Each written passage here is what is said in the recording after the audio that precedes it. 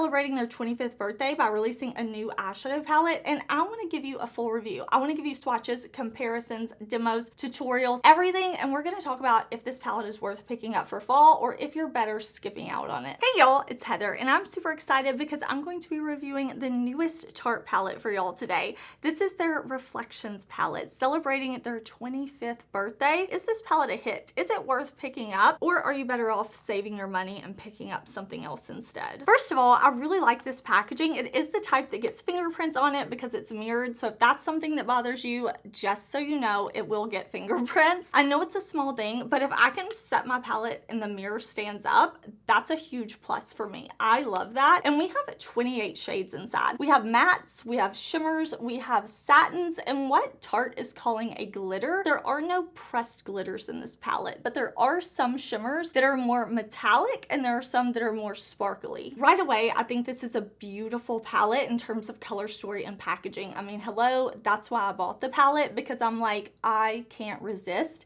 these warm orangey tones up here paired with these deep purpley tones, these kind of like berry shades. I really like when a palette goes from light to dark with things in between, because I can create a look with a lot of contrast if I want to, or I can create something that's super easy and effortless. This palette is $54. It's available on the Tarte site, Ulta, and Sephora, so I will link those down below for you. But I thought maybe we could swatch a few of the shades together because I want to show you like how yummy these are. Let's swatch a few of the shimmers from like the top two rows, and then we'll swatch a few from the bottom too, because I want to show you like just how smooth these are. Like, you see that? That's so pretty, right? Like, it's so yummy. And if you have the Tarte Man-Eater palette, I do have a video on this from when it first launched. I talked about like how beautiful I thought this was, very neutral but very pretty.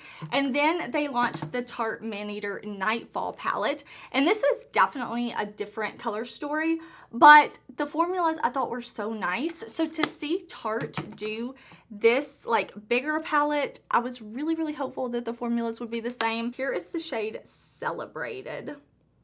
Isn't that pretty? Like, so reflective. Tartlet, and I'll just kind of swatch it right here. Do you see? It's almost like a duochrome. I mean, it kind of is like a pinky purple blue. It has beautiful shimmer reflex to it, and I'm so into it. Like, the shimmers in here, they are shimmering. Let's swatch 1999. I'll swatch it kind of right here. Do you see that?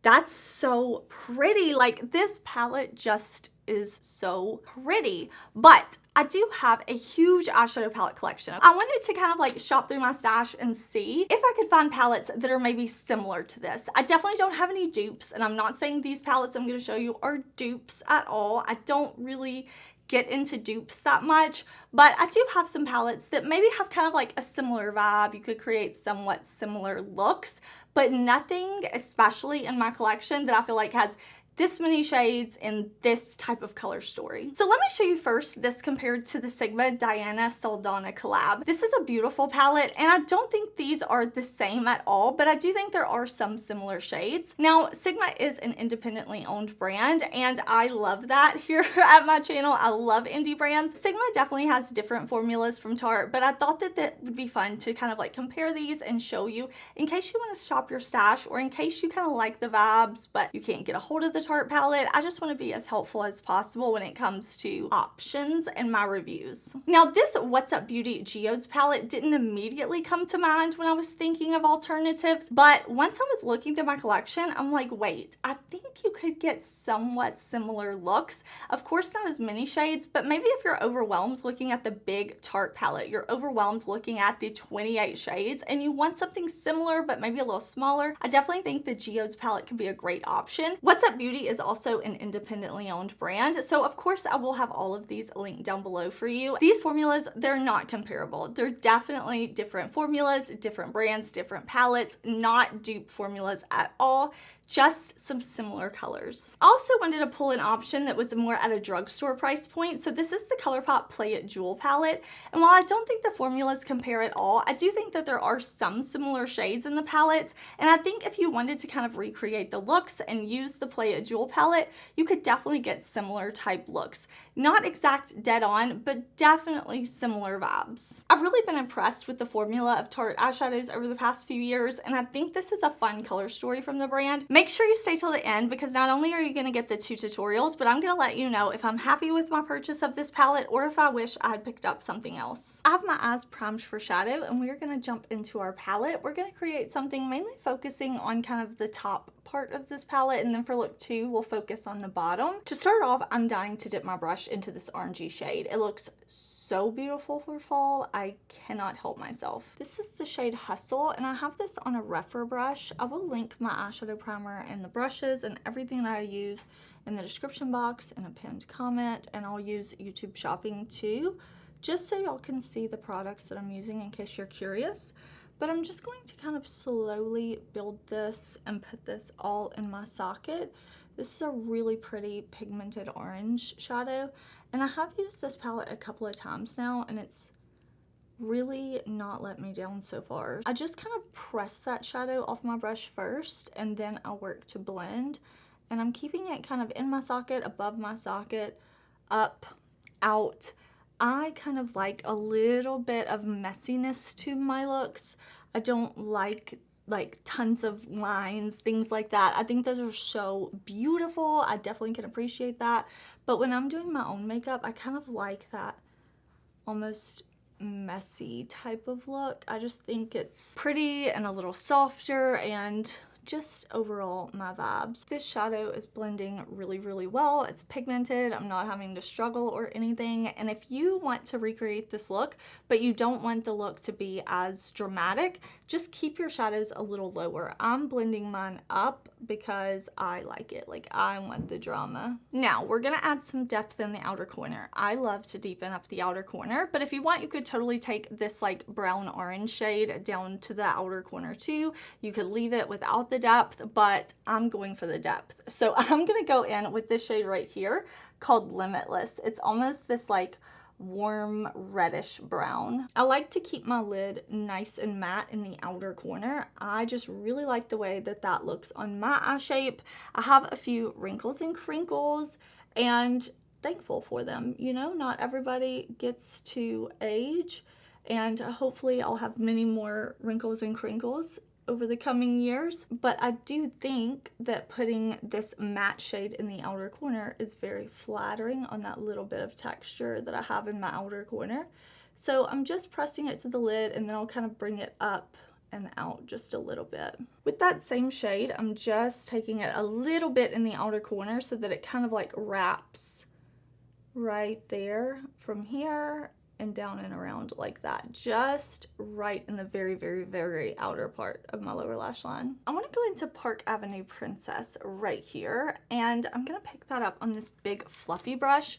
I really like the undertone that this shade has. Like, it's a neutral mid-tone to light brown, but I think it has a really pretty kind of like golden undertone to it, which I'm loving. I'm just picking up a tiny bit of shadow on the brush and lightly blending and buffing just to kind of make everything a little more seamless and blended, because I like how this look is coming together. I like these shades together. I want to dip into this kind of like shimmery metallic shade right here. It's 1BR apartment, so 1-bedroom apartment, I guess. I'm gonna pick that up on my Sigma brush, and I'm going to spray my brush with setting spray. This is gonna go on our lower lash line because it's going to be gorgeous. That's why I'm gonna start by just kind of like pressing the shadow off of my brush onto my lower lash line like that.